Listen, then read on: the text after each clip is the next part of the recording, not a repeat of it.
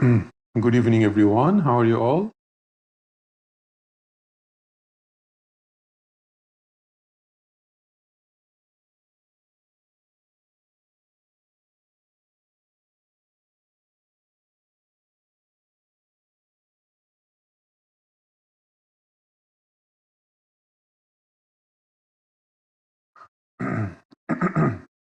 Excuse me. All right, so guys, let's start our tonight's session. So we're going to finish rheumatology today. So we finished endocrine in our last session. So tonight it will be rheumatology. So rheumatology, we mainly take help from JM chapter 32, and then there is another chapter which is arthritis chapter. So two chapter, one is connective tissue disorder and another is arthritis. Those are the two chapters that you need to go through for rheumatology. Not that much from Kaplan, but all that you need is included in this note. So first of all, we are going to start with connective tissue disorder. So classification of rheumatological pain.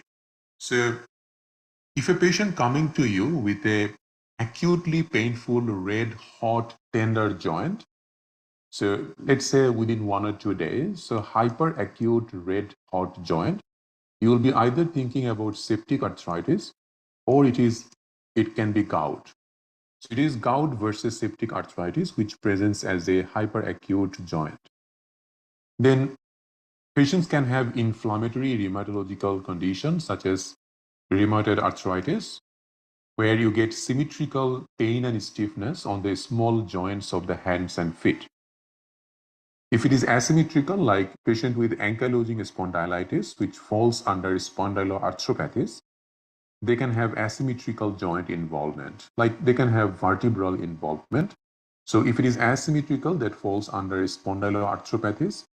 If it is symmetrical joint inflammation, that's rheumatoid arthritis. As part of non-inflammatory disorder, non-inflammatory, mainly you would think of osteoarthritis.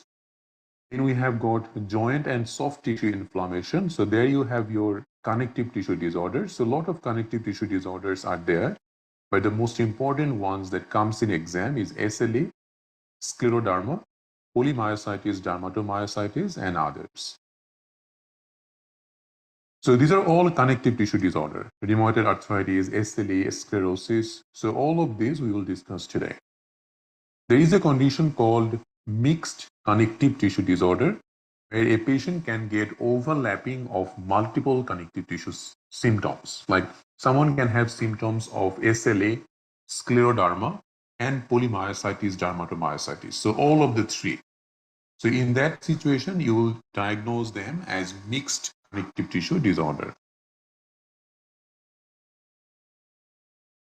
Now, investigations are very important for connective tissue diseases, such as if you suspect rheumatoid arthritis, your first or initial test would be rheumatoid factor. But rheumatoid factor is not specific for rheumatoid arthritis because you can get it positive in a lot of other conditions, such as rheumatoid arthritis, SLE, sclerosis. So all of these conditions, patient can have rheumatoid factor positive. So just because someone is having a positive rheumatoid factor doesn't mean that they have got rheumatoid arthritis. So once you get RF positive, then you would go for a confirmatory test to rule out rheumatoid arthritis, which is NTCCP. Remember, to diagnose connective tissue disease, HLA-B27 are not recommended. A lot of you, if you suspect ankylosing spondylitis, you go for HLA-B27, which is a genetic test. Now, that is not needed to diagnose any condition. So don't choose HLA-B27 in your exam. Very unlikely this is going to be your answer in the exam.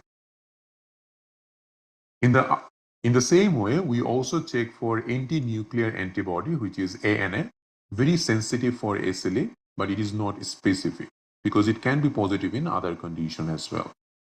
Now, this table is super important for your exam. So you have to memorize this.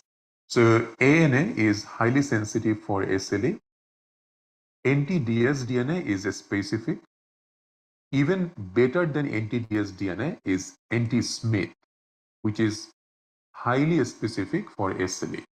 So between anti-dsDNA and anti-Smith antibody, if the question gives you, like, ask you the most appropriate investigation or best investigation to diagnose SLE, that will be anti-Smith. Remember, anti-Smith is a part of ENA, which is extractable nuclear antigen. So that will be also one of the things. If they give you ENA, that also means that it could be anti-Smith in it. Because when we do ENA, it includes all of this. Then we have got U1 RNP. So RNP is positive in mixed connective tissue disease. NTRO and NTLA, these two is commonly found in Sjogren's syndrome. Then SCL70, also known as NT-topoisomerase, it's common in a scleroderma patient, but highly specific for a subtype of sclerosis is called CREST syndrome, is anti-centromere antibody. Now, there is a lot to know from this part. When we will discuss the cases, you will know. But remember, if it is systemic sclerosis patient, your choice of test will be this NT-topoisomerase. But if you suspect CREST syndrome, then your choice of investigation will be anti-centromere. So we'll discuss what do we mean by CREST and other things later on.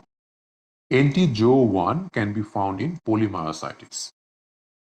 So this is a very, very important table for your exam, and many times these questions come in the exam and they just ask you that what will be the most appropriate investigation for this case. We have got ANCA, which is anti-neutrophil cytoplasm. So ANCA is positive in Wegener granulomatosis. We also have antiphospholipids such as anticardiolipin, lupus anticoagulant. This can be found in antiphospholipid syndrome. Okay. You can see here the more specific antibody for SLE, which is anti-dsDNA and ENA, should only be ordered if there is a significantly positive ANA. So if you suspect SLA, your initial test is always ANA. And if ANA is highly positive or significantly elevated, then you would go for this test. This is a good table to summarize all of the things that we have discussed. Remember, drug-induced lupus is also another condition. So there are some drugs which can give SLE-like feature.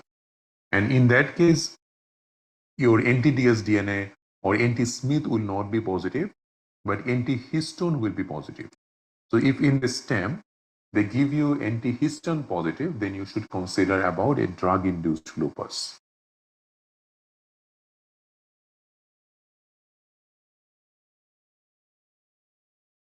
Anti-neutrophil cytoplasmic antibodies, so ANCAs. So there is two type of ANCA.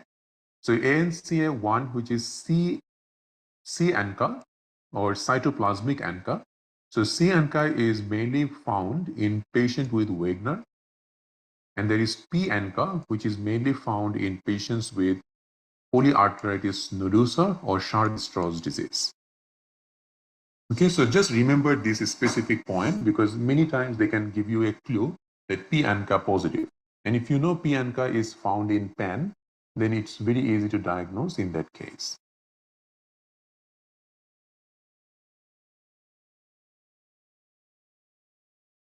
Okay, now we're starting with the specific connective tissue diseases. So first of all, antiphospholipid antibody syndrome. So antiphospholipid antibody syndrome can happen with or without SLE. But if a patient, especially a non-SLE patient, coming to you with recurrent venous thromboembolism, recurrent spontaneous miscarriages, or thrombocytopenia, then you would consider checking for antiphospholipid antibody. So with or without SLE, if a patient has got recurrent deep vein thrombosis, pulmonary embolism, and also a spontaneous miscarriage, plus or minus thrombocytopenia, you would consider the likelihood of antiphospholipid antibody syndrome. So what would you check next? So then you will check those antiphospholipid antibodies, which is those anticardiolipin. Okay. You will also check for the lupus anticoagulant, all of this. So if you can confirm antiphospholipid antibody in a patient, those patients are high risk to develop clot. So for those patients, you start aspirin and refer to a consultant, like a rheumatologist. Okay. So that's antiphospholipid antibody syndrome. Next is SLE or lupus. So lupus is the commonest of all the connective tissue disorders. It is an autoimmune condition and it mainly affects female in their reproductive age, which means between 15 to 45, where there is high estrogenic period. During that time, female usually get the SLA. So young adult female having rash, having symmetrical muscle aches and pains, you would be considering a likelihood of SLA. But the criteria to diagnose SLA is out of these 11 criteria, there has to be at least four should be there. So what are those? So we have got very easy to remember, SOAP, brain, MD. So S for serositis. Serositis means pleuritic pain or pericarditis pain. Then O for oral ulcer. A for arthritis, which is symmetrical arthritis. P for photosensitivity. M for malar rash. D for discoid rash. B for blood-related complications such as anemia, leukopenia, thrombocytopenia. R for renal. A for ANA positive. I for immunological like anti-dsDNA, anti-Smith, and N for neurological. So this is the diagnostic criteria of SLA. Now if we go back, first of all, this patient can get a very specific rash. I think all of you know that. So butterfly rash, which looks something like this. So malar rash or butterfly rash is a very important finding to consider SLA. In some patients, apart from malar rash, they can get a discoid, which is kind of a oval shaped rash. Photosensitivity, that means the rash can get worse after they are under the sun. Arthritis, so they get symmetrical joint pain, especially the small joints of hands and feet. But they don't cause any erosion of the joint. But rheumatoid arthritis or gouty arthritis, they cause erosion. But SLE is non-erosive. Remember this because questions come from here. Painless oral ulcer, serositis. As part of the kidney complication, they can get renal failure, they can get proteinuria. That means they can leak protein in the urine, and they can get even hematuria or RBC cast. Neurological, they can get headache, seizure. Hematological, as I said, they can get any kind of pancytopenia. Immunological, positive anti-dsDNA and all of the others, and positive ANA. So that's your diagnostic criteria for SLA. Any confusion, guys, with the SLE criteria? Are you guys with me so far?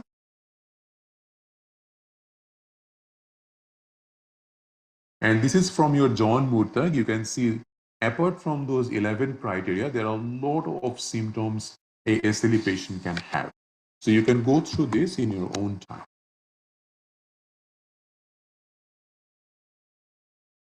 Now, let's say you have got a 30-year-old female coming to you with a rash on the both side of the face, especially on the cheek, oral ulcer, and also joint pain, especially small joints of the hands and feet.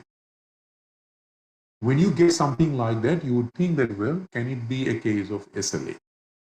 So what will be your next test? The next test will be ANA. And if ANA is significantly elevated, then you go for both anti-dsDNA and ENA. Between these two, anti-Smith is the best test.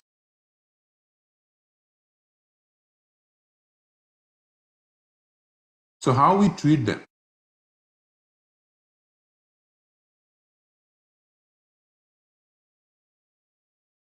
The treatment is, if it is mild, which means that if it is only arthralgia, that means patient has got bit of arthritic pain and not very bad. So if it is just arthralgia, then it is considered as a mild SLE where you can only give them some anti-inflammatories. Moderate means there is a rash on the skin, the joint has got involved as well. That means if there is serositis, that means patient with arthritis having skin involvement, you would consider a moderate SLE. For moderate SLE, the treatment of choice is hydroxychloroquine. And in case of severe, where there is organ involvement, like proteinuria, neurological involvement, pancytopenia. So when there is organ involvement, that is severe. For severe SLE, steroid is the main treatment. If a steroid doesn't work, then you can also give them some immunosuppressive drugs, such as methotrexate, azathioprine, DMRDs, okay, like rituximab. So those can be done for severe cases. Okay, so that's how we treat mild, moderate, and severe. Mild is NSAID, moderate is hydroxychloroquine, and severe is steroid. Now, this is from Kaplan Step to CK. So they have explained this criteria in detail. So you can go through them in your own time. Prognosis. People eventually they can get organ involvement, and that makes them less, or you can say worse prognosis. Lupus nephritis, that means SLE involving the kidney, is the most common cause of overall disability in patients with SLE. Okay. Now, sometimes SLE patient, as we know, that they can have an associated antiphospholipid syndrome. If that is the case and patient having a history of spontaneous miscarriage, for those patients, you will treat them with low molecular weight heparin or aspirin from 14 weeks of pregnancy. So if a patient with known SLE having recurrent abortion history, in those patients, you will put them with low molecular weight heparin or aspirin from 14 weeks of pregnancy, and ideally until 6 weeks after delivery. Okay, so that's a treatment for pregnancy and SLE with spontaneous miscarriage history. All pregnant patients with lupus need to be screened for anti-RO antibody, because this is the antibody which can cross the placenta, transfer to the fetus, and causing neonatal lupus with a heart block. So if a patient has got known history of lupus, that patient for anti-RO, because if there is an anti-RO antibody positive, that will cross to the baby and baby can get a neonatal heart block. Okay.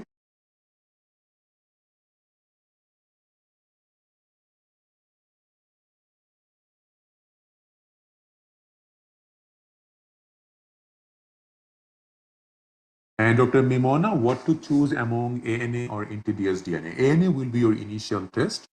And what other erosive arthritis, Dr. Fatima? So other erosive arthritis is rheumatoid arthritis and gouty arthritis. And prophylactic, because you are giving prophylaxis in here, this patient hasn't got any clot. So the therapeutic dose is only if someone is diagnosed with clot. Okay, now drug-induced lupus. So we already talked a little bit about it. Drug-induced lupus means that there are some drugs which can cause similar symptoms like SLA, and the common ones are hydralazine, isoniazid, procainamide, and quinidine. Okay, so the most common symptoms are arthritis, fatigue, and fever. Not that much of a rash.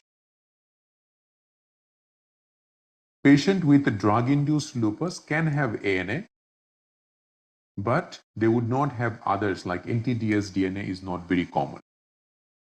So the main finding that you would get in a patient with drug-induced lupus is anti-histone antibody. So if you have suspected that, well, the patient's lupus is because of some of the medication she is on, You will stop the medication and you will find out that symptom has resolved within 1 to 2 weeks. So that's all about SLE, guys. Any question with SLE?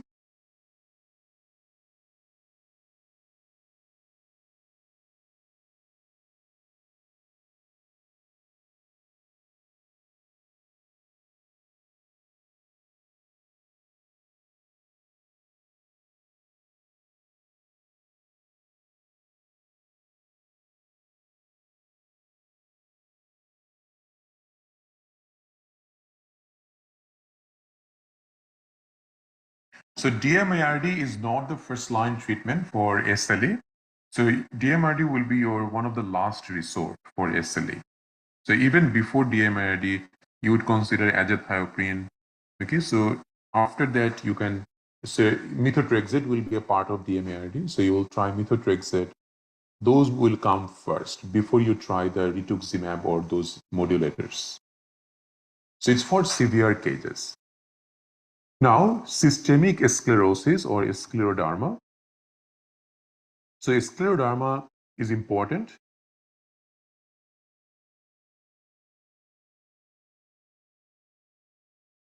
So systemic sclerosis patient presents as a polyarthritis. Polyarthritis means more than 5 joint is inflamed.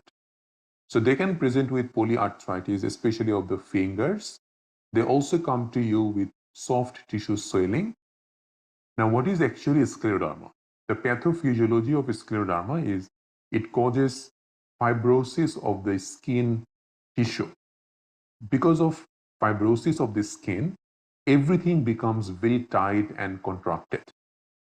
So scleroderma is a condition which mainly affects the skin of everywhere in the body, causing fibrotic thickening.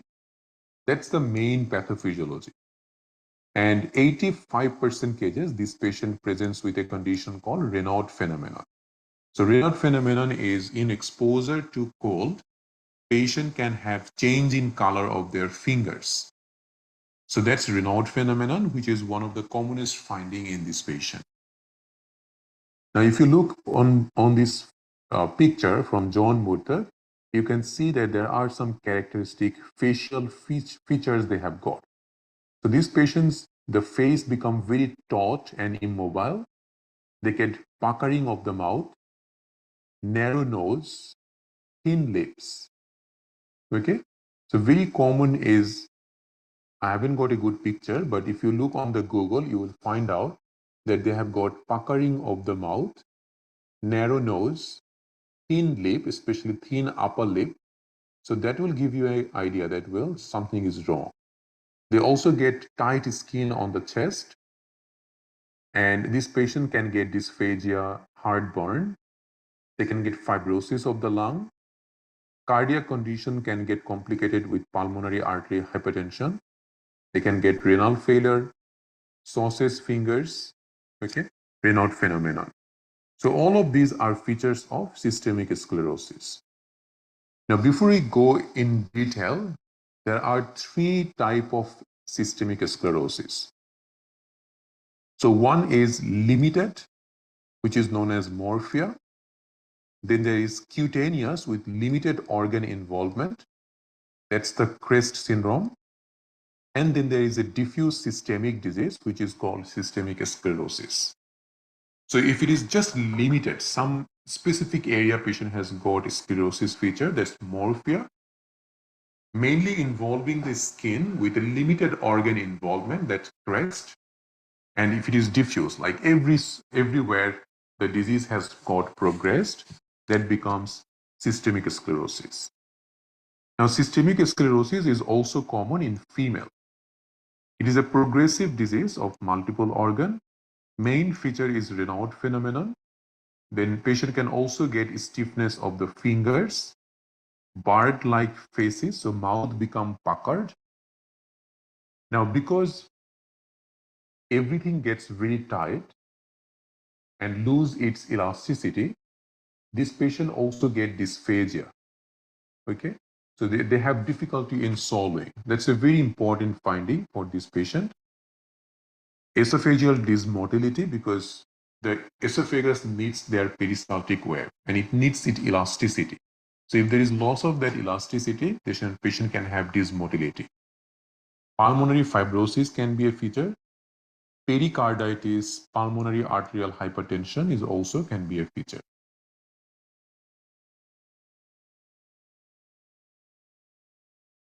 Okay, now I will show you a picture of a patient who has got systemic sclerosis and it will make a lot of sense.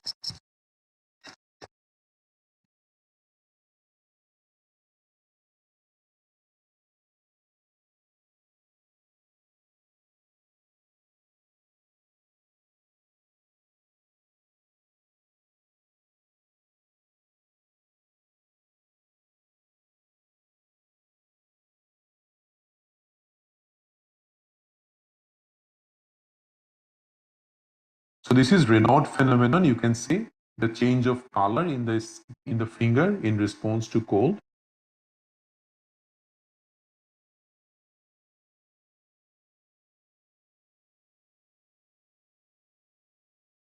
Now this is what I was talking about. See the puckering of the mouth. So this puckering of the mouth, thinning of the upper lip, it's a very common finding of systemic sclerosis.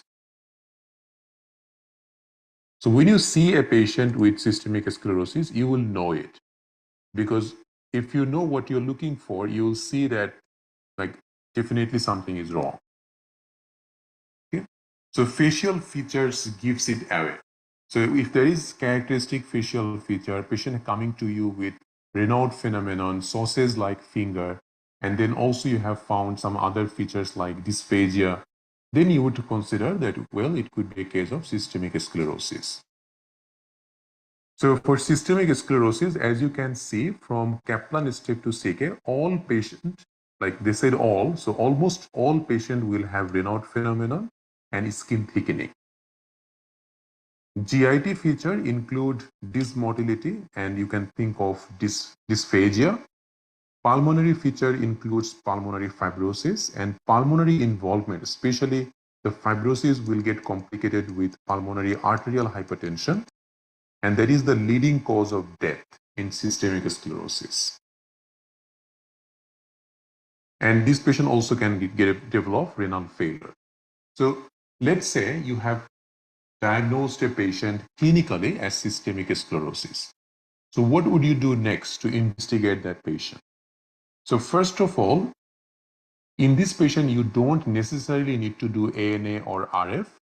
If you do it, it will be positive, especially ANA will be positive in this patient.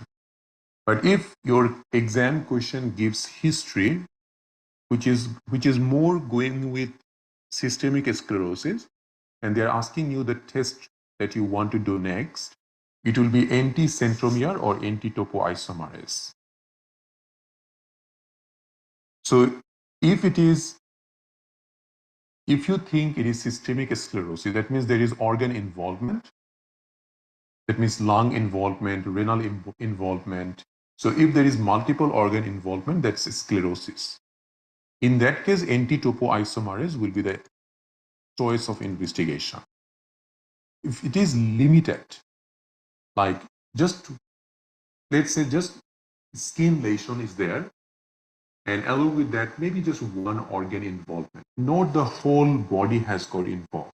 So when it is limited scleroderma, then your choice of antibody will be anti-centromere antibody. Okay. Now this is the picture I was looking for. So you can see the thinning of upper lip, puckering of the mouth. You can see how, because of skin getting very tight, the finger also is starting to get contracture. So tightening of the skin, and you can sometimes even see that the skin becomes very taut and shiny. And this is what you see, the sausage-shaped finger. Okay, so these are common findings for sclerosis. Now, if you suspect sclerosis, what would be the treatment? So first of all, you will need to refer the patient to a consultant and then put the patient on some analgesics, including NSAID for the pain. If a patient having features of rheumat phenomenon, avoid anything which can cause vasospasm. So advise not to smoke. If the patient is on beta blocker, stop that. You can give them calcium channel blockers such as nifedipine because it will just cause vasodilation. So it's all treatment. Treatment is mainly related to the symptom. But if a patient has got systemic sclerosis, which means significant symptoms, there is multiple organ involvement, then the treatment of choice is D-penicillamine. Okay, so that's the treatment. So treatment doesn't come in exam because it's all about, they give you a case and they ask you what will be the investigation, and or sometimes they ask what is the diagnosis. So we were talking about localized scleroderma, such as morphia. So morphia means only skin lesion in some limited area. So it's called plaques of erythema with violaceous periphery. So that's morphia. See these ones? These are called morphia, which means just a bit of red lesion on the extremities or anywhere in the body. So if you have got a patient who has got just this, plaques of erythema with violaceous periphery, feeling a bit hard, then you can think that, well, this could be a case of morphia only. And same for this patient also has got a few erythematous lesion on their finger. So if it is only erythematous plaque on the skin, that is called localized scleroderma, which is just morphia.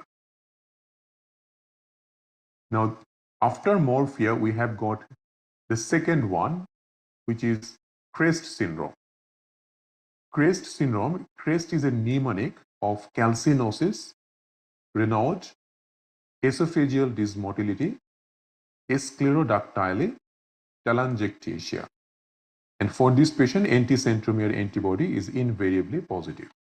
So in here, the only organ that is involved is esophagus. Apart from that, there is no organ. That's why it is called limited organ involvement. So for morphia or CREST syndrome, your investigation of choice is anticentromere antibody. So if you look over here, that's the CREST syndrome. Calcinosis means calcium deposition on the skin. Rheumat, we already know. Esophageal dysmotility, so patient can end up with dysphagia, reflux. Sclerodactyly, so tightening of the skin on the finger causing this flexion contracture, that is called sclerodactyly. And then telangiectasia, which is this dilated capillaries, you can see. So for this condition, if you diagnose someone as CREST syndrome, anticentromere antibody will be your main investigation. Okay.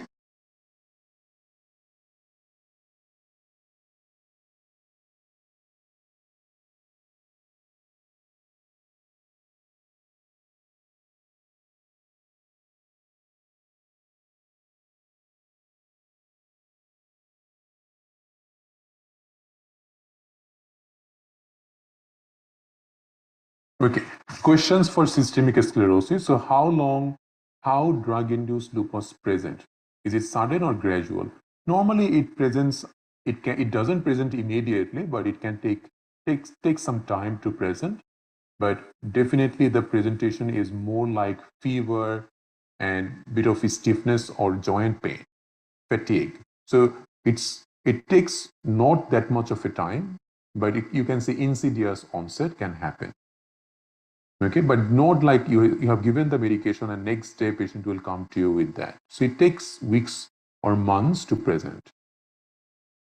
Systemic sclerosis, there is no best or initial for this. It depends on what is the diagnosis.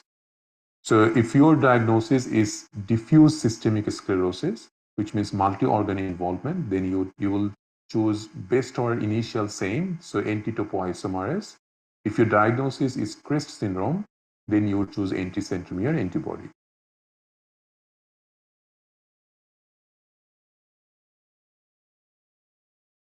Now, esophageal dysmotility is same like achalasia cardia. So you will just treat it as achalasia cardia in that case. And dysphagia will be to both solid and liquid. Okay, and repeat the best investigation we just did, right? All right, so that's all about your systemic sclerosis. Now, moving on to polymyositis and dermatomyositis. Polymyositis, it's an uncommon systemic disorder with inflammation of skin and muscle. And the main feature of polymyositis is symmetrical weakness of the muscle and wasting of the proximal muscle of shoulder and pelvic girdle. So what does it mean? So if your patient is this, let's say, so this is proximal muscle and this is proximal muscle. So pelvic girdle and the shoulder, if there is bilateral symmetrical weakness and wasting of these two proximal muscle, then you would consider polymyositis. So it's the inflammation of the skin and muscle where the main presentation is weakness and stiffness. Sorry, weakness and wasting. Because patient, when it becomes weak, patient stop using those muscle and it becomes atrophic and wasting happens. So it can happen in any groups, but common in 40 to 60 year. Still, female is high risk. We know the main presentation is bilateral symmetrical weakness. Apart from that, patient can also complain muscle pain. They can have arthralgia or arthritis. And the arthritis is symmetrical arthritis of small joints of hands and feet. These patients also can get dysphagia. Rheumat phenomenon can happen. And they have increased risk of malignancy such as lung cancer and ovarian cancer. So polymyositis, you will consider if you have got a 40-year-old or 50-year-old coming to you with weakness of their both shoulder and pelvic girdle. So they will complain, it's difficult to brush my hair or comb my hair, and it's difficult to climb the stairs. So then you would think that, well, this could be the proximal myopathy. Now, few patients with polymyositis can have skin rash as well. So if there is skin rash positive with this polymyositis, then the diagnosis becomes dermatomyositis. So what is this rash? So rash has photosensitivity. There is heliotrope, which is violet discoloration of the eyelid. So this is called heliotrope rash. So violet or reddish discoloration of the eyelid, forehead, and cheek, and looks like a sunburn, or even it looks like fluid accumulation, right? So periorbital edema. So that's called heliotrope rash. And the rash is mainly common in the eyelid, forehead, and the cheeks. With that, patient can have this rash on their hands, finger, and nail folds. And also it can happen in anywhere. So either on the face, can be dorsum of the hand, or on the knees. So if your patient has got this kind of heliotrope rash, you would consider that, well, it can be a case of dermatomyositis. So there are several other rash that we can find in dermatomyositis, such as this. So we call this as shawl sign. So rash is like the patient was wearing a shawl. So this is called shawl sign. Then if you look over here, so you can see some reddish papules. So this is called gatron papule. And same over here, you can see this reddish rash all over the finger, especially on their joints. These are called gatron papule. So gatron papule, heliotrope rash, shawl sign, these are all features of dermatomyositis. So very easy to diagnose if you know all of this. So once you diagnose them, then what will be your investigation? So your initial investigation will be serum creatinine kinase, CK level, and aldolase. So serum creatinine kinase will be positive in this patient. And if you want to confirm it, you can do a biopsy of the skin or muscle, and that will be confirmatory. The treatment is a steroid or even sometimes some cytotoxic drug like methotrexate and others. Okay, so this comes in exam. So you need to go for serum creatinine kinase, and if they ask the confirmatory investigation, that will be biopsy.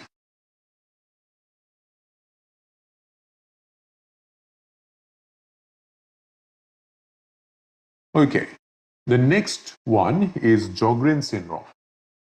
So Sjogren syndrome means everything gets dry. So 42-year-old woman presents to your office with some peculiar symptoms. She constantly feels that something is in her eyes like dust or sand, and dry and solid foods are painful to swallow. You have also found she has got bilateral parotid gland enlargement. ANA is positive. Okay, so when you have got dryness everywhere, especially the mucous membrane becomes dry.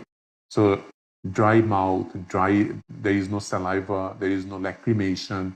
That's the time we think of Sjogren syndrome. So it's called dry. The syndrome has a name called keratoconjunctivitis sicca, which you don't need to remember. So it's a condition which comprises of dry eye or dry skin. Now, the clinical features are fatigue. Sicca means dryness. So xerostomia, which means dry mouth, dry eyes, dry vagina.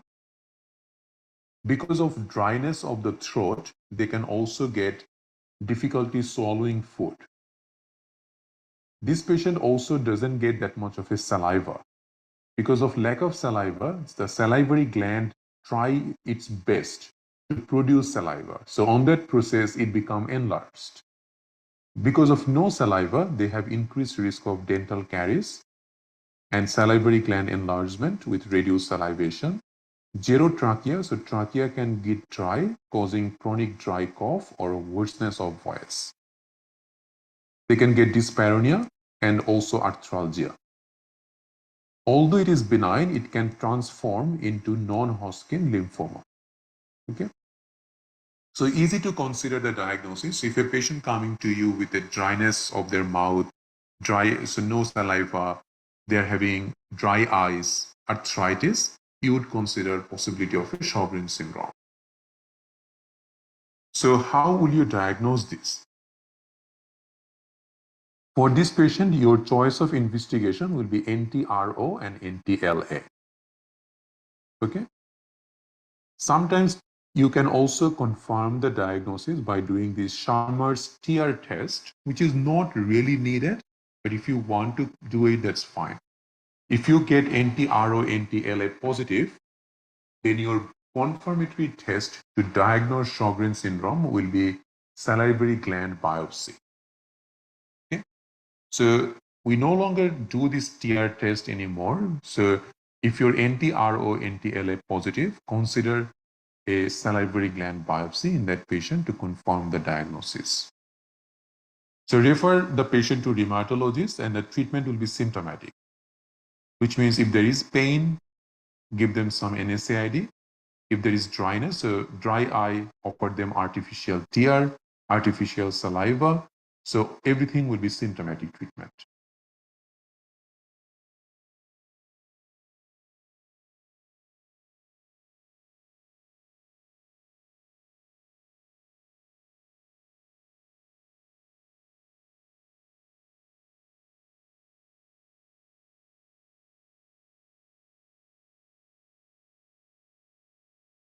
Now, polyarteritis nodosa.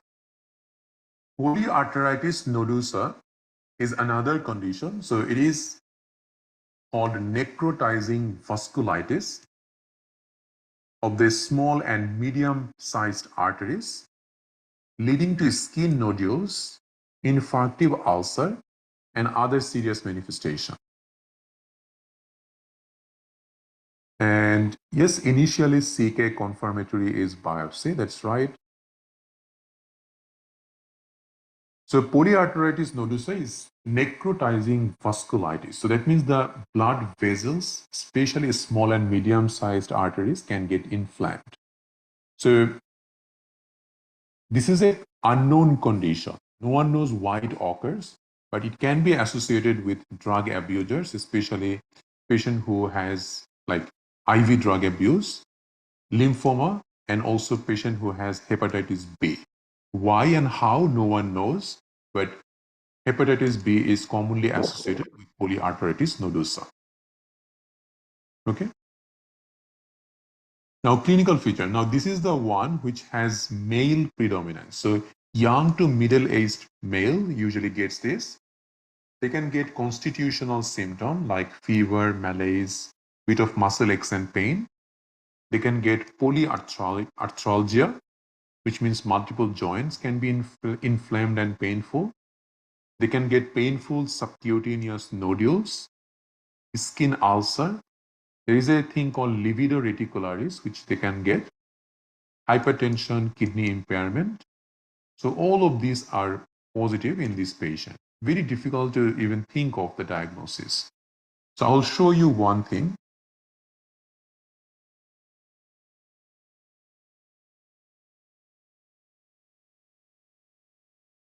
So if you go to MedBullets polyarteritis nodosa, you can see that this is what we call as livedo reticularis. Okay. So you can see this question here, 52-year-old man coming to the ED with abdominal pain and rectal bleeding. Symptoms are having a malaise, fever, weight loss, doesn't have any malignancy history, blood pressure is high, so hypertension is one of the features, has abdominal tenderness, livedo reticularis, and ulcer. Has got a bit of elevated creatinine level, which is because it can involve the kidney.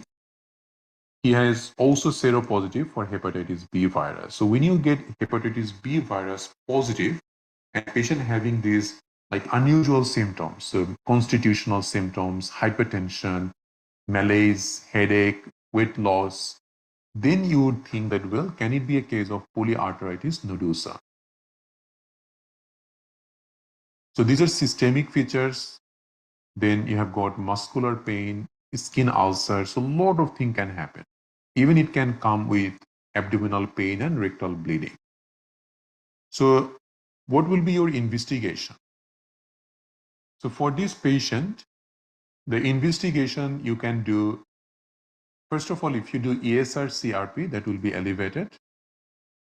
And the main way to diagnose this condition is biopsy.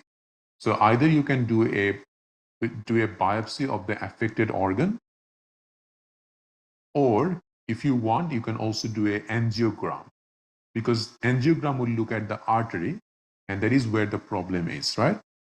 So it is considered in patients suspected of having PAN in the setting of being unable to obtain a histological diagnosis. So you will get arterial microaneurysm in this patient. So if you do like an angiogram, you will get that there is some aneurysm on the angiogram. So basically, the question will ask you that what will be the choice of investigation in this patient. Choice of investigation will be biopsy of the affected organ. If biopsy is not possible, then you will go for angiogram of the affected arteries. Okay, so that's polyarteritis nodosa. What is the treatment? The treatment is steroid. And this patient usually die from a kidney condition. The treatment is steroid and immunosuppressant.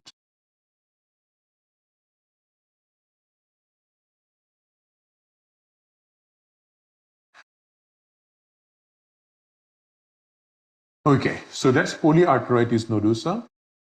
For polyarteritis nodosa, there is no initial. So they usually, you'll just ask you that what will be your choice of investigation. The choice of investigation is biopsy.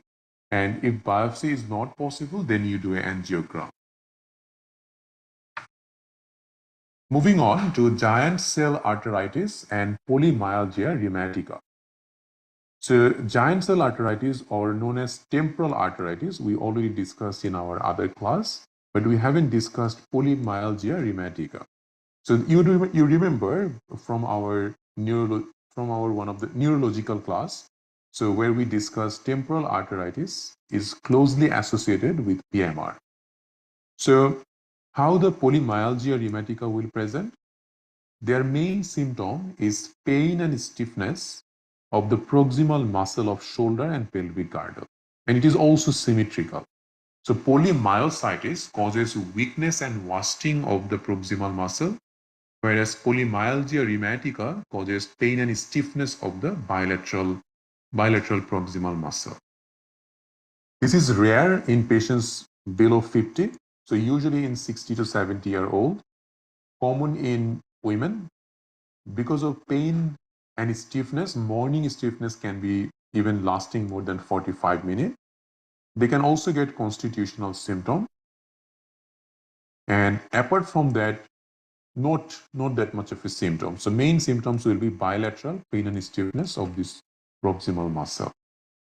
Now, when you suspect that this could be a case of polymyalgia rheumatica, there is no test which can confirm the diagnosis because there is no confirmatory test. But if you get symptom and if ESR CRP is elevated, sometimes even it get elevated up to 100, then you would consider the likelihood of polymyalgia rheumatica. So if the question asks you to do an investigation in this case, that will be ESR CRP. But there is no confirmatory test. Okay? So once you investigate this patient, the treatment is a steroid, and the steroid can be taken for a long time. So far you have got two things. So one, you have got polymyositis. Another, you have got polymyalgia rheumatica. And then there is a condition called drug-induced myopathy. So in polymyositis, your CK will be positive, but ESR will be normal. Whereas polymyalgia rheumatica, ESR will be positive, but CK will be negative. And in drug-induced myopathy, not ESR, not CK, none of these will be positive. So they will only get proximal muscle weakness with normal ESR and normal creatine kinase. So that's the way to differentiate between these three things. Okay? Very important because drug-induced myopathy also comes in exam. Do we have to memorize the artery involvement? No need.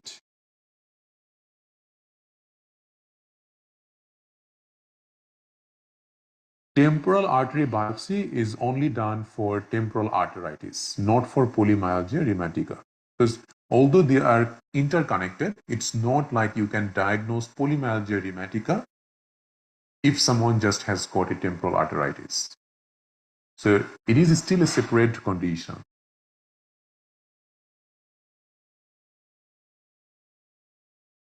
So drug-induced myopathy means proximal muscle weakness will be there, but their ESR and the CK will be negative.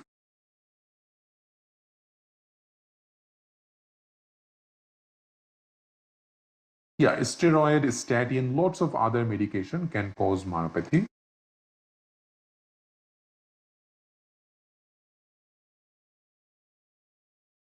Yes, giant cell temporal arteries is same. Okay, moving on to Behçet syndrome. So Behçet syndrome is multi-organ vasculitis of unknown origin, and it can affect arteries and veins of all sizes. So Behçet syndrome means that it is vasculitis and it can affect anything. The main feature is painful oral ulceration, and the hallmark is Patharji reaction. So painful oral ulceration is the main symptom. It is common in male. Patient will come to you with a recurrent painful oral or genital ulceration. That's the main feature. So recurrent painful oral ulcer, genital ulcer. Along with that, they can have arthritis. They can have skin changes like erythema nodosum. And another important thing, it can affect the eye. So this patient can get painful eye, uveitis. So uveitis is common in this patient. So you can see that repeated uveitis can end up with blindness later on. So we say that if a patient with Behcet syndrome having eye involvement, you have to refer the patient immediately to an ophthalmologist, because left untreated, this can cause irreversible blindness. Again, so Behcet syndrome is recurrent painful oral genital ulcer, along with that arthritis, and most importantly, it can cause uveitis and eventually blindness. There is no specific test that you can do to confirm the diagnosis. The treatment is high dose steroid, and also you need to send the patient to a specialist if needed. Okay, so that's what we call as Behcet. So for all of this condition, you just need to remember the basic of it. It's not very hard if you know it.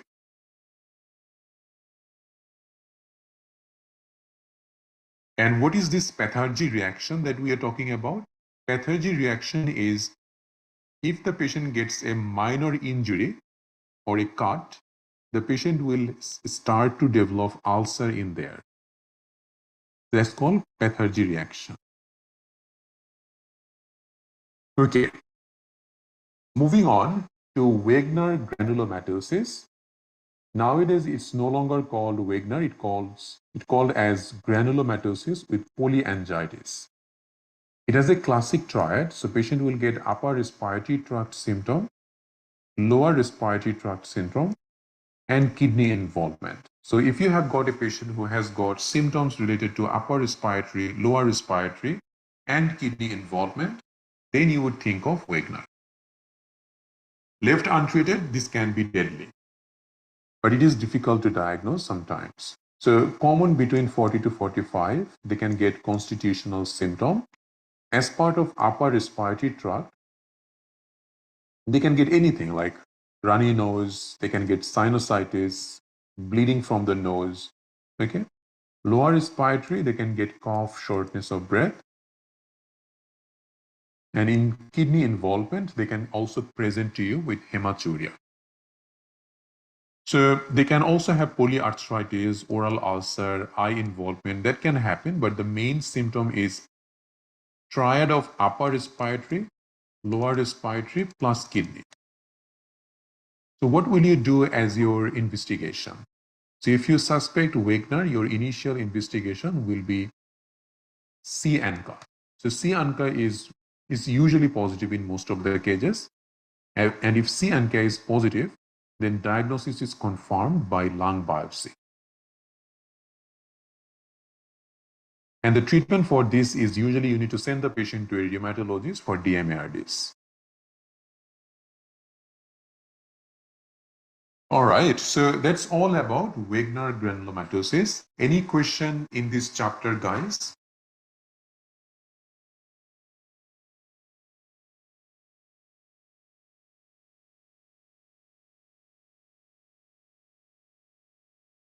Diagnosis for Wegener is lung biopsy.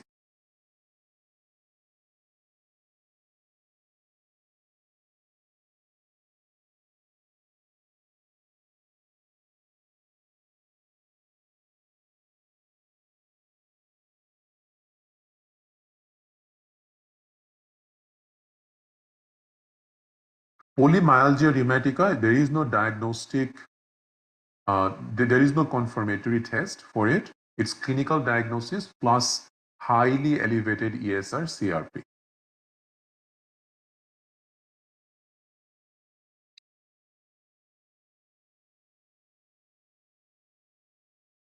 Charge-Strauss is not needed. Anything that we don't discuss, it's not needed.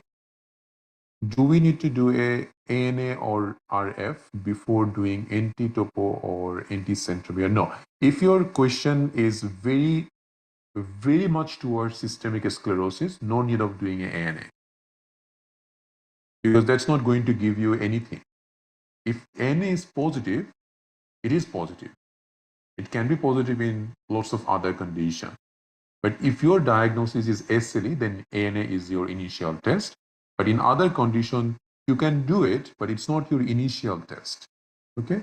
So they usually don't ask you initial test in this condition. They ask you what is your choice of investigation. And even if they ask initial or the next investigation, we would go for those like specific antibodies.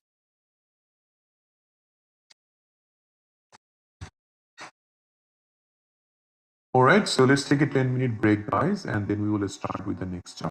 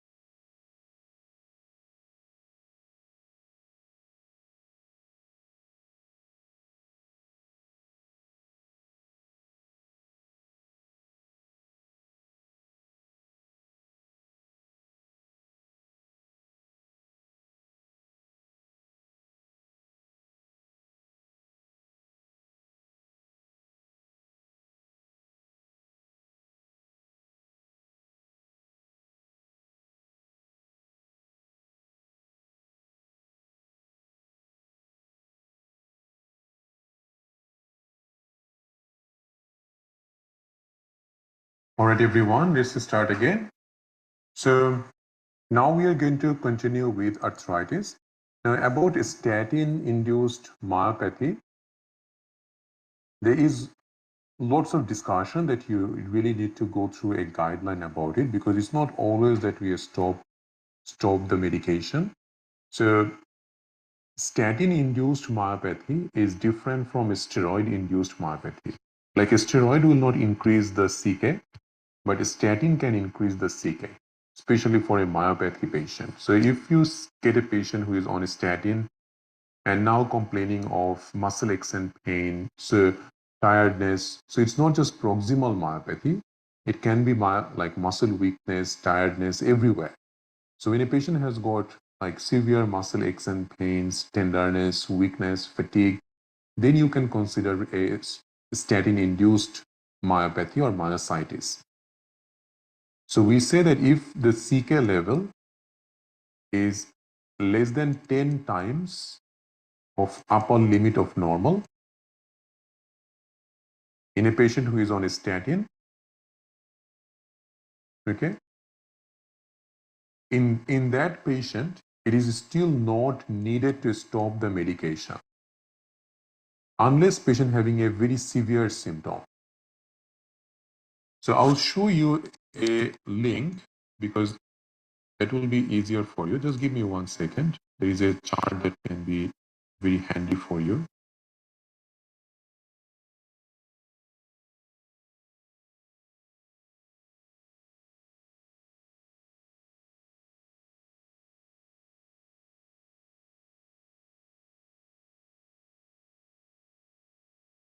So this is BMJ guideline. So the guideline says something like this.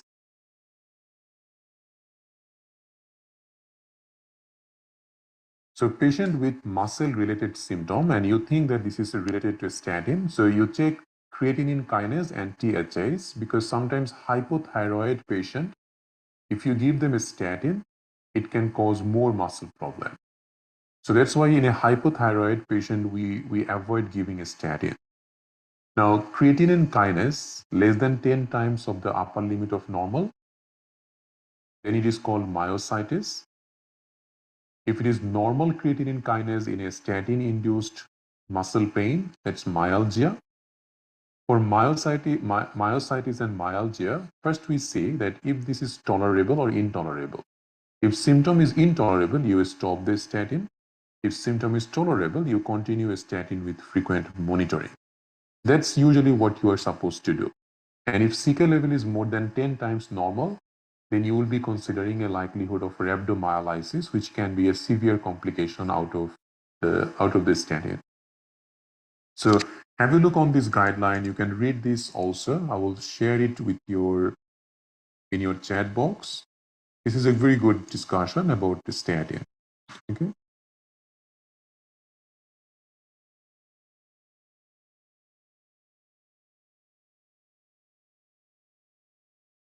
All right, moving on to arthritis. So arthritis is also important. As we discussed that if someone comes to you with a acutely painful joint within 1 to 4 hours, you would think that it is either septic arthritis or crystal-induced arthritis, which is gout. Subacute can be fluid like synovial effusion, and chronic is osteoarthritis. Now you can go through these pictures in your own time. We will discuss the important ones. Juvenile idiopathic arthritis, or JIA. Juvenile idiopathic arthritis is for children who is having, let's say, rheumatoid arthritis. So it is a chronic arthritis in a child less than 16 years of age, having arthritis persisting for minimum 6 weeks in one or more joint in a child younger than 16 years of age. So ideally we say multiple joint, it doesn't need to be polyarthritis, even more than one joint having inflammation or painful for persisting for more than 6 weeks in a child less than 16 years of age, you would consider JIA. Now, JIA, most of the time in 50% cases, it is oligoarticular, which means less than 5 joint is inflamed. but sometimes it could be polyarticular where more than 5 joint is inflamed. Okay. Now it is usually seen in children under the age of 5, but again, the criteria is up to 16 years. Arthritis is not an initial feature, but eventually the patient starts to get a small joint of the hands, feet, wrist, and even ankle and knee joint painful. Okay. So what would you do to diagnose this condition? It is very difficult to diagnose. So once you suspect that this could be a case of JIA, you need to send the patient to a pediatric orthopedic doctor, and they will treat the patient accordingly. So in this patient, even though the symptom goes more with rheumatoid arthritis, the rheumatoid factor is not very much positive in this patient. But if you do ANA, that will be highly positive in this patient. So your choice, or you can see your initial investigation will be ANA in this patient. So if ANA comes back positive, you would send the patient to the pediatric orthopedic doctor, and then most of the time this patient will be treated with methotrexate if it is really bad.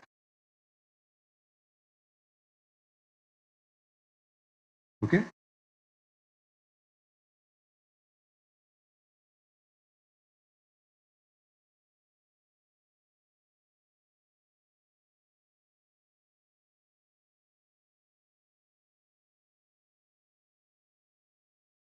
And it is not very commonly asked in the exam anyway. It is symmetrical, yes, because it resembles the symptoms of rheumatoid arthritis, but unfortunately, RF will not be that much of positive in here. So it's very rarely you will get RF or NTCCP. So the diagnosis mainly depends on a lot of factors. So it is difficult to diagnose. So if this patient inflammatory marker will be high, if you do X-ray, you will get inflammatory changes in their joint. So lots of things are done to diagnose this condition. But all you need to know that in exam, if they ask for the next choice of investigation, that would be ANA. And this patient will be treated by a specialist anyway. Okay? Now, the important one is rheumatic fever. So rheumatic fever is an inflammatory disorder which occurs in children, ideally less than 15-year-old. It occurs following a group A streptococcal pyogen infection. And it's not common in Australia, but common in patients who are coming from developing countries and also indigenous Australia. So rheumatic fever is not common in Australia, but if the child is from Aboriginal Torres Strait Islander, then they can get it. So there are some criteria to diagnose this. So first of all, rheumatic fever. So patient will have acute fever, joint pain, muscle aches. Their joint pain has a characteristic called fleeting or migratory polyarthralgia, which means it starts in one joint and then it goes to the other joint. So it's called fleeting or migratory polyarthralgia. Okay. And most of the time it will follow a sore throat. So initially sore throat will be caused by this streptococcus, and then few days later, patient will start to get fever, arthralgia. To diagnose rheumatic fever, you need 2 or more major criteria or 1 major, 2 minor criteria in the presence of a supporting evidence that patient had a infection with group A streptococcus. So what are the major and minor criteria? Major criteria include carditis, polyarthritis, which is very commonly found, chorea, which is an involuntary abnormal movement, known as Sydenham chorea, subcutaneous nodule, and erythema marginata. See that this is called target sign, and you can see there is a border which is bit elevated and red. Center, after that, it is pale, and in the center there is a dot. So this target sign is what we call as erythema marginata. So if any 2 is positive, that will be fulfilling the criteria for major criteria. Now let's say major criteria is not fulfilling, then you will need to also go for minor criteria. Minor criteria include fever, previous history of rheumatic fever, monoarthralgia, that means only one joint is inflamed, raised ESR CRP, or if you have done an ECG, it's showing features of first degree heart block, which is prolonged PR interval. So if you have got one major plus two minor criteria, that will also be enough to diagnose rheumatic fever. Not only that, once you fulfill the criteria, you also need an evidence that patient had a streptococcal infection. So to get the evidence, you can do a swab, or very commonly we do this, ASO titer or anti-DNSB. So throat swab, by the time patient develops symptom, the throat will be fine. So many times we don't get anything by doing a throat swab. So we mainly focus on doing a ASO titer or anti-DNSB. Okay, so that's the investigation that you would do. Now, definitely or minor criteria, then you would be able to do ESR. You might also want to do a ECG to get these findings. But if two major criteria is fulfilling, all you need to do is to do a ASO titer or anti-DNSB. Now, that is very confusing in the exam. In the exam, they might only give you one major criteria and one minor criteria. And they can ask you, what is your next choice of investigation? Now, if one major and one minor, you can't diagnose rheumatic fever. So you need at least another minor, right? So then you can check if the option has ESR, CRP or ECG. Because if any of this is positive, then you will get two minor criteria. Okay? So then you will choose from ESR or ECG.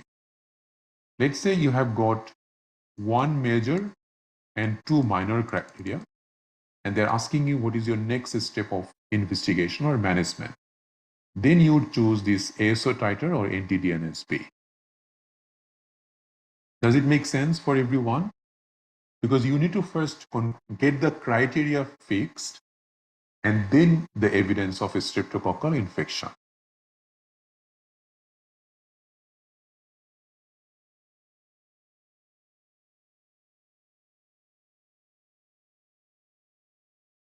So it's easy because first of all, you need two major criteria, or you need one major, two minor criteria, right? So let's say you have got two major criteria already. So after two major criteria, you need just a evidence of streptococcal infection. So you will do ASO titer or anti-DNSB. But what if you have got one major and one minor criteria, which means you still need another minor criteria. So you can do ESR CRP to see if it is elevated. If you get it elevated, that means you have got two minor criteria also. So then you fulfill this criteria. After ESR CRP, then you are going to do the ASO titer or anti-DNSB.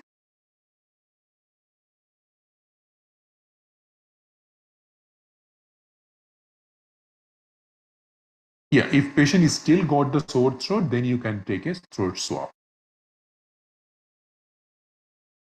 Treatment. So the treatment of choice is penicillin. So benzathine penicillin or phenoxymethyl penicillin is the treatment.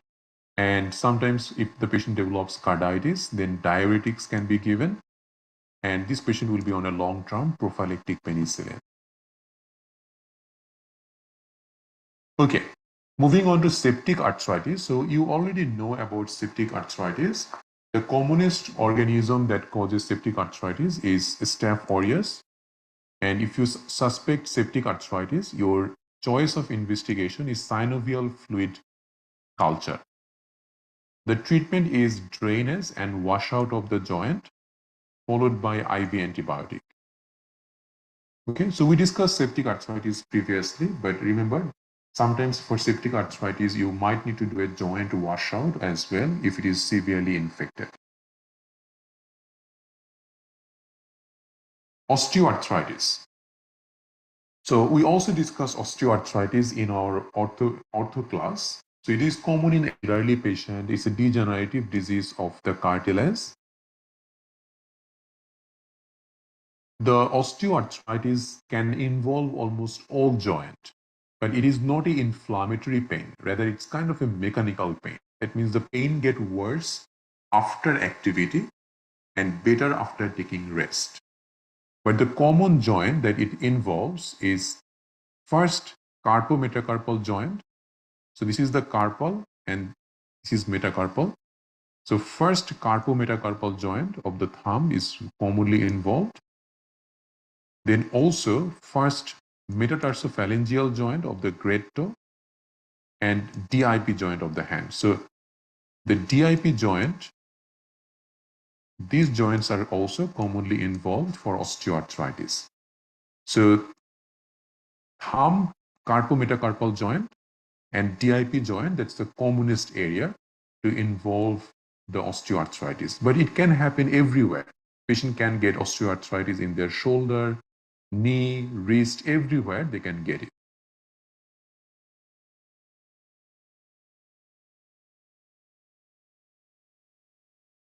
Now, we talked about osteoarthritis, that the pain can get worse by the end of the day, aggravated by use, relieved by rest.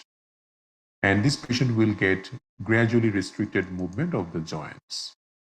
Some patients who develop osteoarthritis, they can also develop Haberden nodes or Burkhart's node. So Haberden nodes are kind of a node on the DIP joint and Burkhart's is on the PIP joint. So it's easy to remember HD, high definition, right? So Haberden nodes common in DIP. So if you can easily remember by remembering HD.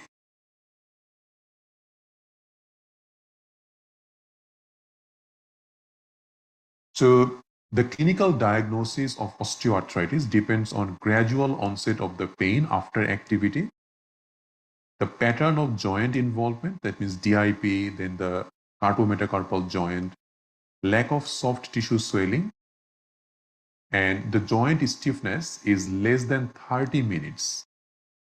Whereas inflammatory arthritis, their joint stiffness lasts more than 30 minutes.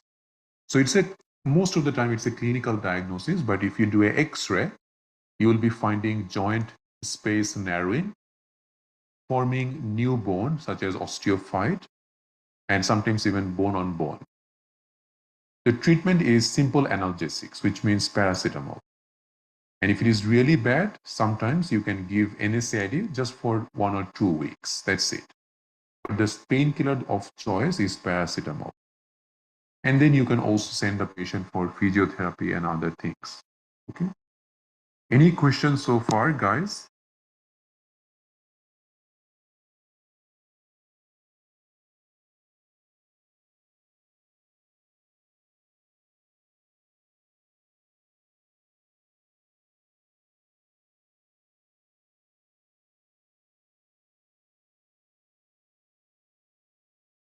Penicillin, sometimes even we go for up to 5 years. Depends. Depends on a lot of factors, but many times it is up to 5 years.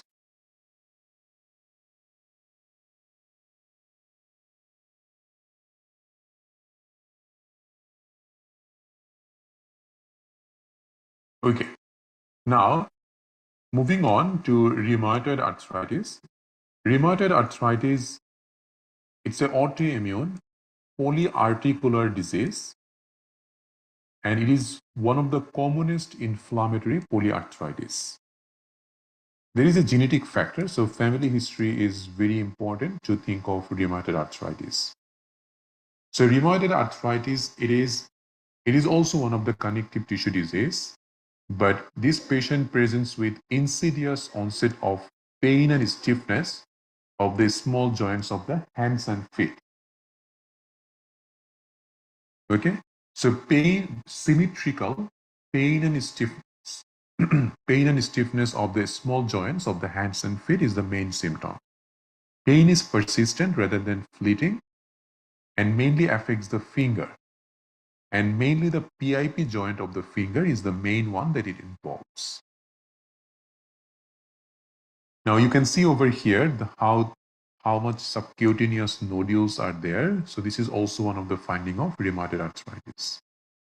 So in the hand, it mainly affects the PIP joint and MCP joint, and it can involve the knee joint, hip joint also can be involved. But mainly hands and feet, small joints are involved first. And in here, they have given all the common site where rheumatoid arthritis patient can get inflammation. So this is an insidious onset. You can see that any age group can get rheumatoid arthritis, 10 to 75. Right? Female is more risky than male. The joint pain will give you kind of an inflammatory pattern. So pain will be worse on waking up, which means after the rest, pain will get worse. Morning stiffness can last hours, and it gradually with activity, it gets better. Soft tissue swelling will be there. Patient can be also tender on giving a pressure on the joint. And patient can also develop a lot of deformities like swan neck, boutonniere, or jet deformities. So you can see here a few of them. So you can see the swan neck deformity, which is hyperflexion of the DIP joint, and hyperflexion of the PIP joint is boutonniere deformity. And sometimes even you can get this jet deformity of the thumb. Okay, so these are common deformities that we get in rheumatoid arthritis patient. You can see over here that almost any organ can get involved in this patient. So you can go through this picture to get some other ideas. So apart from the joint, rheumatoid arthritis can also involve extra-articular areas. Like we already know about the deformities. Patient can get rheumatoid nodules, the nodules that I have shown you. There is two syndrome which is associated with rheumatoid arthritis. One is called Felty syndrome, where patient with rheumatoid arthritis can get splenomegaly and neutropenia. That means low WBC or low neutrophil. And there is Kaplan syndrome, where rheumatoid arthritis patient gets pneumoconiosis or interstitial lung disease. Not very important, but just remember, like there is a condition called Felty syndrome. Now, many patients, especially patient who has rheumatoid arthritis, they can also have involvement of their atlantoaxial joint. So C1 and C2 joint. Now that is it's very proximal joint, right? So it's how you are connected with the head. So a patient with rheumatoid arthritis can get atlantoaxial subluxation. So consider subluxation of the C1, C2 in patient with rheumatoid arthritis who complain of occipital headache and tingling numbness on the upper arm. The question is that when you go for surgery in a patient with rheumatoid arthritis and the patient need intubation, you will need to do hyperextension of the neck. And if the patient has got subluxation already on the neck, when you do the hyperextension, you can actually cause a iatrogenic cord compression. Okay, so to avoid this, any patient with rheumatoid arthritis before going for general anesthesia needs to have an X-ray of their cervical spine. Okay, so once we think that this is rheumatoid arthritis, so small joints of the hands and feet, painful, stiffness, inflammatory pattern, rheumatoid nodules, our investigation will start with rheumatoid factor. So this is sensitive but not specific. Your specific or best test is NT-CCP. You can also do X-ray. In the X-ray, you will get erosion of the joint margin. So that means this is a erosive arthritis. There is some criteria to diagnose rheumatoid arthritis, which you can go through from here. Management. Previously, we used to start slowly, like first paracetamol, then NSAID, and then DMARDs. But nowadays, there has been a radical shift of the medication. So since many studies show disease progression in the first 2 years, relative aggressive treatment with disease-modifying anti-rheumatic drug, which is DMARD, from the outset is advisable rather than starting stepwise with analgesics and NSAID. So nowadays, you would not start the patient with NSAID and then see how the patient does and then use the DMARD. If your diagnosis is confirmed as rheumatoid arthritis, you will send the patient to a rheumatologist to start DMARD from the first. And the treatment of choice is methotrexate. Any patient who is on methotrexate to improve their GIT symptom and reduce the risk of liver dysfunction, that patient will be on folic acid as well. So when do we give steroid in patient with rheumatoid arthritis? We will only give it as an adjunct to DMARD where a patient gets severe flare-up on the top of DMARD. So you will start steroid in the patient who has got a severe flare-up. Okay?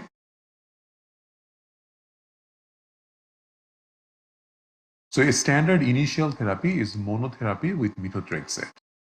And then you can do combination treatment along the way. So this is from Kaplan strip to CK. We discussed about an atlantoaxial thing over here. So that's pretty much everything that you need to know from rheumatoid arthritis. Any question, guys, so far?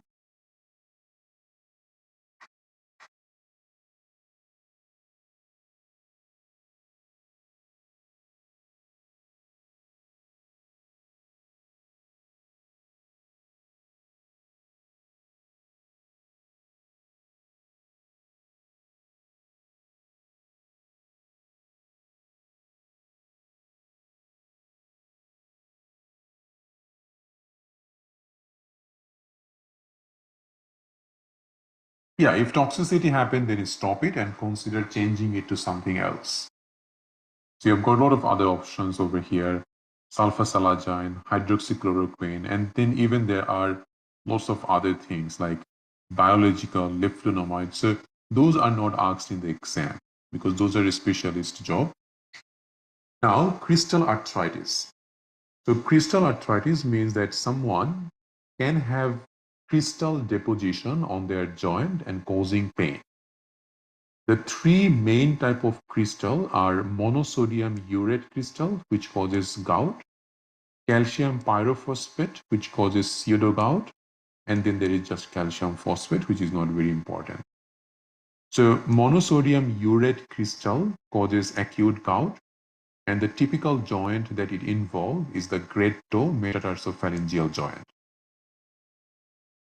And calcium pyrophosphate is pseudogout, which involves knee joint and wrist joint, especially in elderly patient above 60. So gout, very important for exam. So gout is an abnormality of uric acid metabolism, which causes hyperuricemia and urate crystal deposition. That means ideally your kidney is supposed to excrete any of the byproducts such as uric acid. So if either kidney is not working well to do that, or if patient is producing more uric acid, that will cause gout. So gout is mainly problem with uric acid metabolism. So if gout or if the crystal deposits in the joint, it called gouty arthritis. If it get deposited on the soft tissue, it's called tophi. And if sometimes this uric acid can also cause urate stone or kidney stone. So any of this can be the presentation for this case. So this is the great toe metatarsopharyngeal joint, which is commonly involved in gout. Common in men between 40 to 50. This pain happens very acutely. So within 4 to 5 hours, patient will come to you. So sudden onset of excruciating pain in the great toe, most of the time early hours of the morning, and it will become also red, hot, tender, and swollen like this. And it will be very tender to touch. Lots of exacerbating factor is there, but alcohol, then some of the drugs, chronic kidney disease, it can cause gout. So apart from the great toe, it can also involve ankle and knee joint. So diagnosis. So if your patient has never been diagnosed with gout, the only way to confirm the diagnosis is to get a synovial fluid aspiration. And when you do the synovial fluid aspiration, one, that you can rule out possibility of a septic arthritis because it is very difficult initially. And also, when you do the aspiration of the synovial fluid, it will give you the uric acid crystal. So under polarized microscopy, uric acid crystal looks like a, I think it's called a needle shaped. Okay. So if it is needle shaped crystal, also known as negative birefringence crystal, that's confirmed that it is calcium, it is monosodium urate or gout. So that is the confirmatory test, synovial fluid aspiration for crystal. And definitely you can get high uric acid in this patient, but 30% cases, you can get normal uric acid, but still patient can have gout. If you do an X-ray of the joint, you will get punched out erosion. So this is the two erosive arthritis, which is gout and rheumatoid arthritis. How to manage this patient? So when a patient comes with acute gout, the treatment of choice is NSAID. If NSAID is contraindicated, such as patient has history of gastric ulcer or peptic ulcer, then you would choose steroid. Same if a patient has got chronic kidney disease, you can choose steroid. Okay. If steroid is not in the option, even in chronic kidney disease, you can use low dose colchicine. So these are the three common medications that we use for acute gout. So NSAID, steroid, or colchicine. Even though JM say avoid if kidney impairment, but you can use low dose colchicine in a patient with chronic kidney disease. Okay, but if a steroid is there, then you will choose a steroid as the option.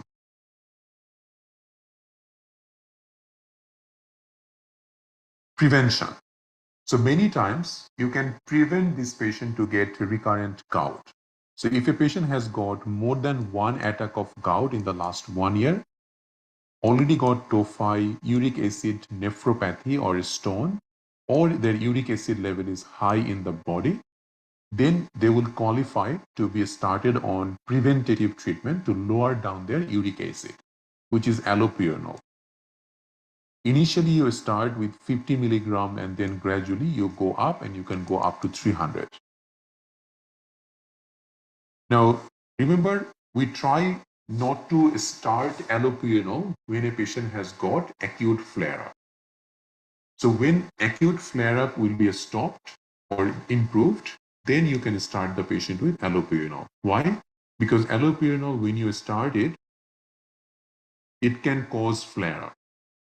So that's why we try to avoid giving the allopurinol when a patient has got an acute flare-up. But let's say if a patient already on allopurinol and on the top of that they got an acute gout attack, will you stop allopurinol at that time? No. Patient can continue that. But you will not add it as a new medication when the patient has got an acute flare-up. Okay? So the idea is allopurinol has to be started after acute flare-up is over. But if patient already taking allopurinol, you are not going to stop it. Okay? So that's mainly what you need to know. So they have said how to start allopurinol in here. And if allopurinol is contraindicated, then we have option of using febuxostat or probenecid.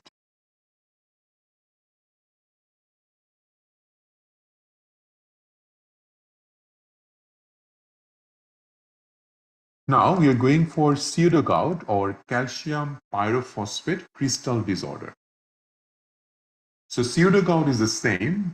That means there is crystal deposition, but it's a different crystal, which is calcium pyrophosphate crystal. Now, this is mainly a disorder of elderly patient, and many times they have been already diagnosed with osteoarthritis. On the top of osteoarthritis, sometimes this patient can get crystal deposition, and this also comes very acutely, and it might look like patient has got a septic arthritis. So Knee joint is mainly affected, but any other joint can be affected as well.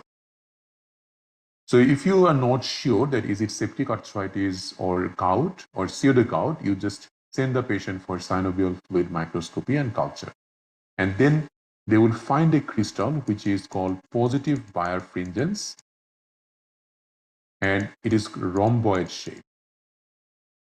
So that will give you the diagnosis that this is a case of pseudogout.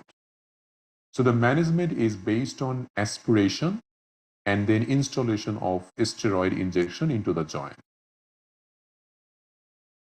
We try not to give NSAID in the elderly patient if possible. So paracetamol is the choice of treatment. Okay. So ideally, if the question gives you that what will be the treatment of choice, so paracetamol will be the treatment of choice for this pain. If paracetamol is not helping, then you can try any of the anti-inflammatory or colchicine.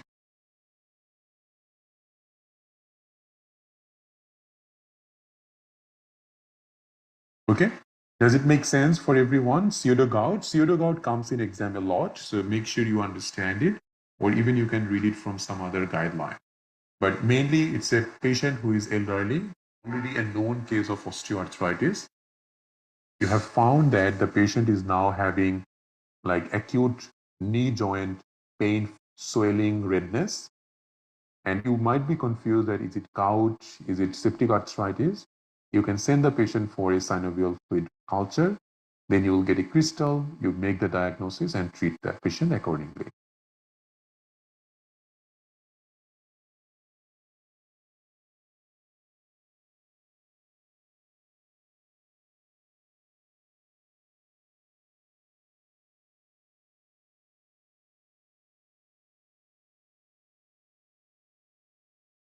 So that is from JAM. So this is what we're discussing from JAM. So, but if there is the best would be giving a steroid injection. So if you can give a steroid injection into the joint, that's the best.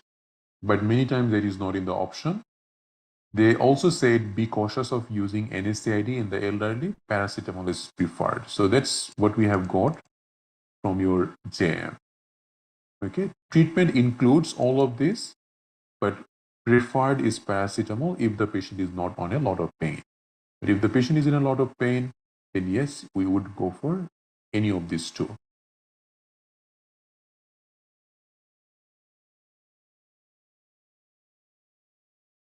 Okay. Next is spondyloarthropathies.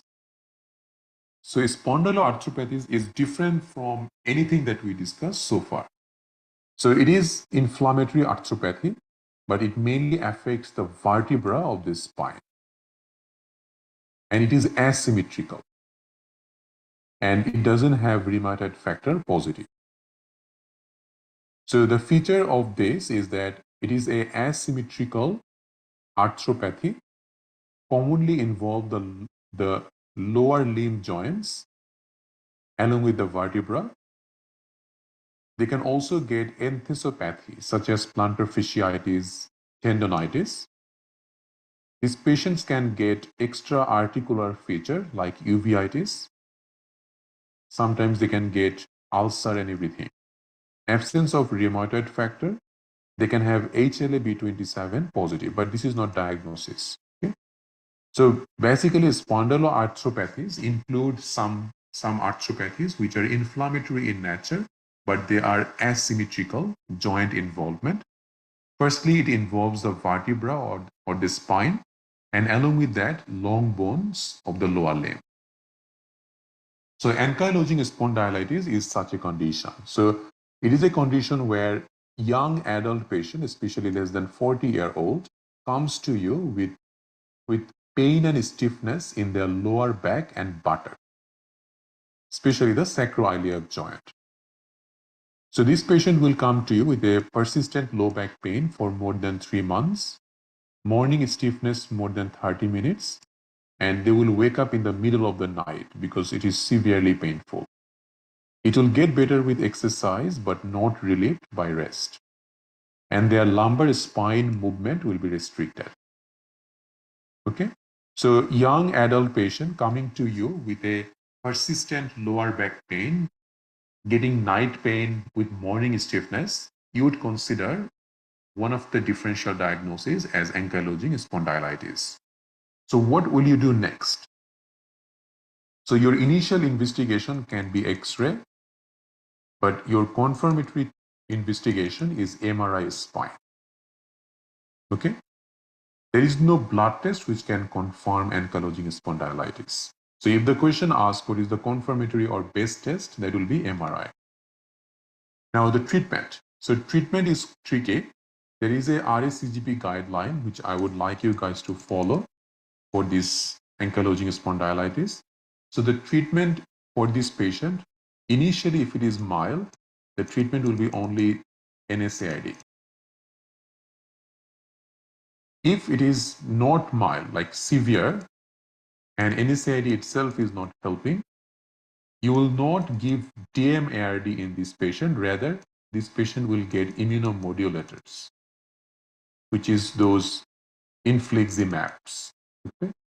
So the biological product or immunomodulators will be the treatment of choice for severe one. So methotrexate, sulfasalazine, those are not the medication that we give for AS.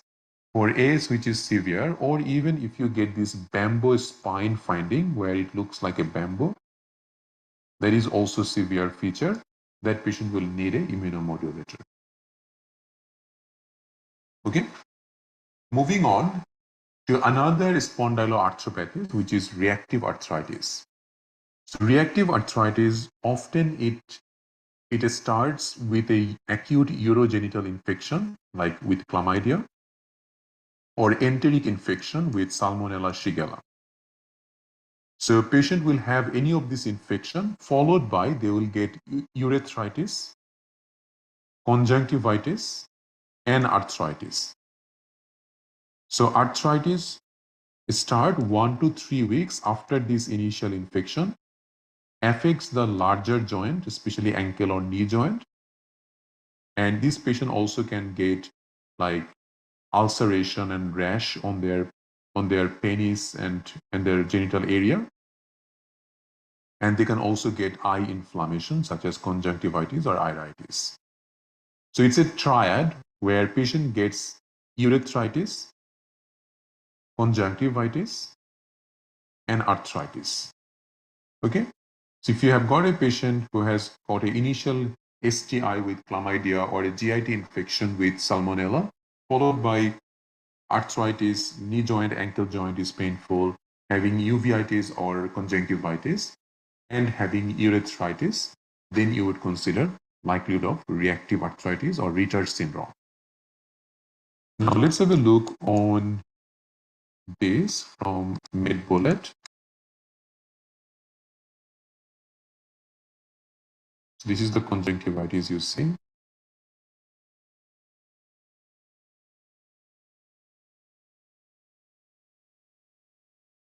So for this patient, you can't diagnose them with any specific blood test.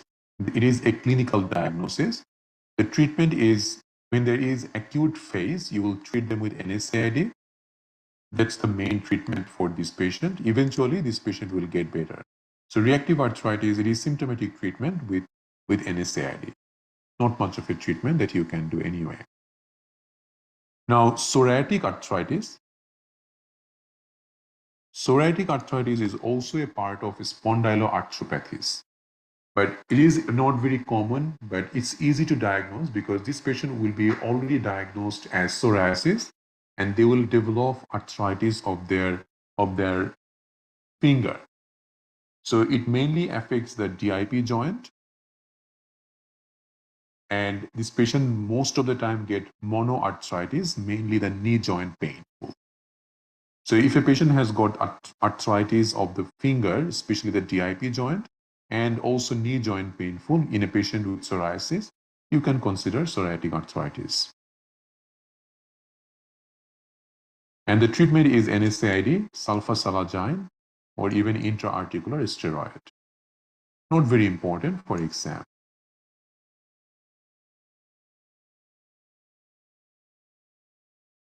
Okay, that's all about rheumatology, guys. So let's do some recapitulation, see what you have learned from today's session. So you have got a patient who has got a recurrent oral ulcer, genital ulcer, arthritis, and uveitis. What do you think this patient has got? Behcet. Behcet is likely. It can be Ritter's also, but Ritter's usually doesn't come with oral ulcer. So ulcer is mainly feature of Behcet's. Okay. Reactive arthritis comes with urethritis, which means dysuria, maybe a bit of rash on their genital area. Ulcer can be there, but not the main presentation. Okay. But Behcet has recurrent oral ulcer, genital ulcer, and they can have uveitis and arthritis. Okay. So if you suspect Behcet, what will be your management for this patient?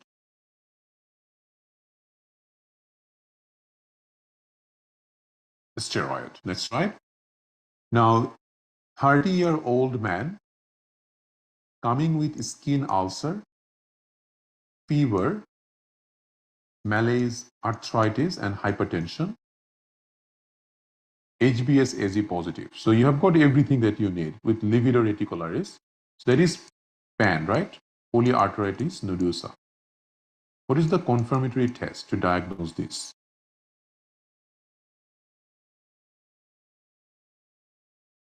Biopsy of the affected organ. If biopsy not possible, what would you do? Angiogram. Very good. You have got a patient who has bilateral shoulder weakness, but CK-ES are normal. What do you think this patient might have? Yes, likely that it is a drug-induced myopathy. Yes, good. Likely to be a steroid. Bilateral shoulder pelvic weakness, rash on the hand, CK elevated. This is dermatomyositis. Very good. Then you have got shoulder pain and stiffness in a 60-year-old, and you have found ESR is elevated. Yeah, that's polymyalgia rheumatica. What's your next test?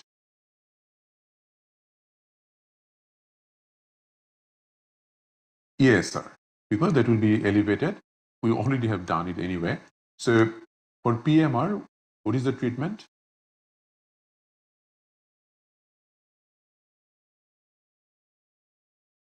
Yes, steroid. So you have got a 40-year-old female with dry mouth, dental caries, and dysphagia. What do you think it has got? Sjogren syndrome. Right. So for Sjogren syndrome, what will be your next test?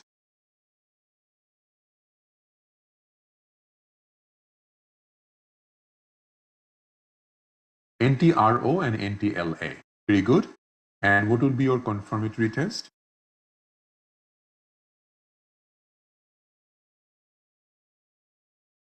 Salivary gland biopsy. Very good, guys. 25-year-old female, hematuria, rash, and arthritis. What do you think she has got?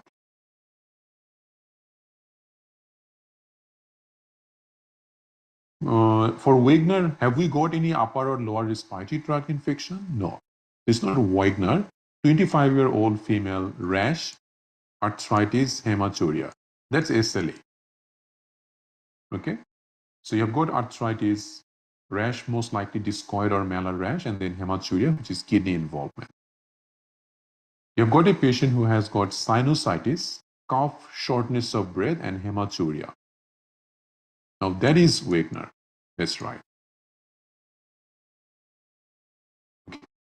All right, so you've done well. You could retain all the information. So very good job, guys. So that's all that we're going to do for rheumatology, and that's more than enough for your exam.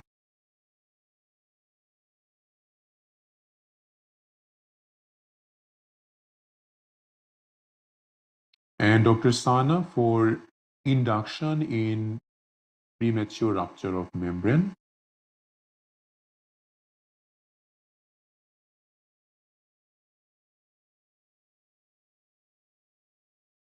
Oxytocin can be given because it is already ruptured membrane. So it means like it's already been done.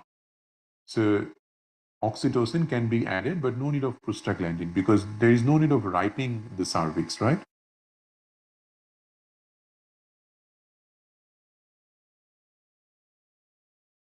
And Dr. Fatima, so it's not like that. So we don't give access to the new course whenever you join the course. So it means that when the course ends, you already have access to everything that we have discussed in this batch. So you will need to go through the recorded session. So we don't allow anyone to join the next batch in that way because it becomes very difficult for us to monitor. But you have everything as a recording, so you can easily go through them.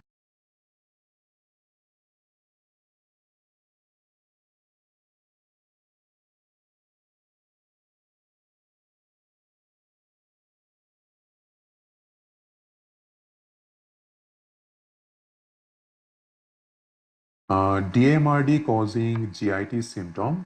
If patient was not on folic acid, you have to start it first because without folic acid, you can't just stop it because with folic acid, GIT symptom can get better. The course note will be there until you pass the exam, and the video recordings is 10 months from when we started the course. Okay.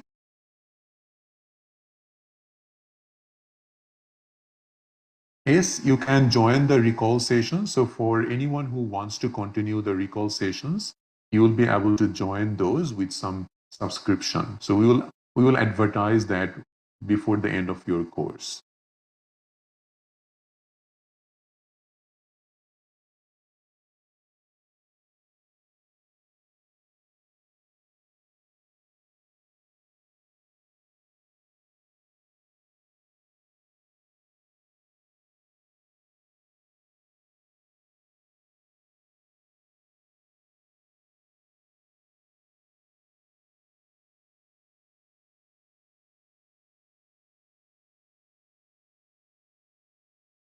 Yeah, so for that question, Dr. Mitra, it seems like if the patient has got GIT upset, you can't give them naproxen or any of the anti-inflammatories, which would be a good medication for this patient.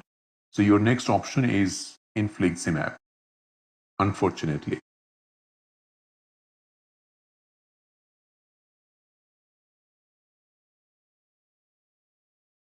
Dr. Noor, no, it's not, it doesn't act in that way. So whenever you join the course, it doesn't matter as because you get recordings of all the sessions that you are doing. So it is up to you because we always advise anyone that if you want to wait to join the next batch, you can always do that.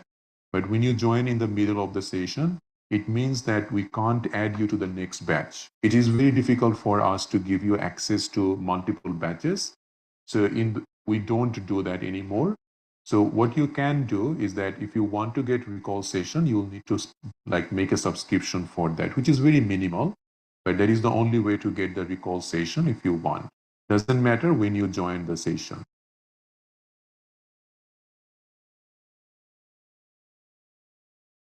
What about osteoporosis, Dr. Jarin? We haven't discussed osteoporosis yet. We will discuss later on.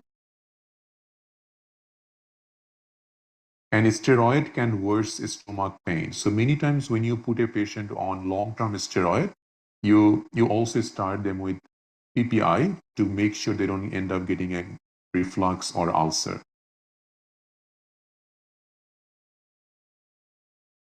No, no, it will not be added. So the MCQ PDFs will not be added from the new batch. So your access is only up to what we discuss in your course. New batch will have separate batch. Okay. And Dr. Mitra, if you have any neurological questions, confusion, you can post it in the group.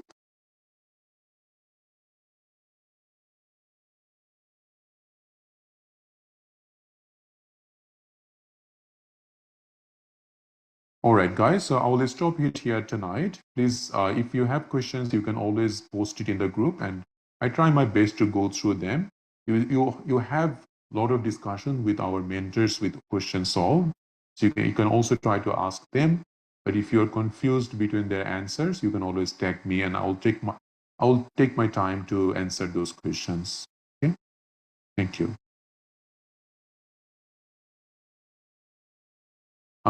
Option has ankylosing naproxen, and yeah, you can go for it. So if a patient has both, if you can give them PPI, then yes, you can give them naproxen. That's fine, but definitely you would not give it to a patient who has already been diagnosed with a peptic ulcer. Doesn't matter if you give them PPI or not. All right, so we'll stop it here tonight. Have a good night. Bye.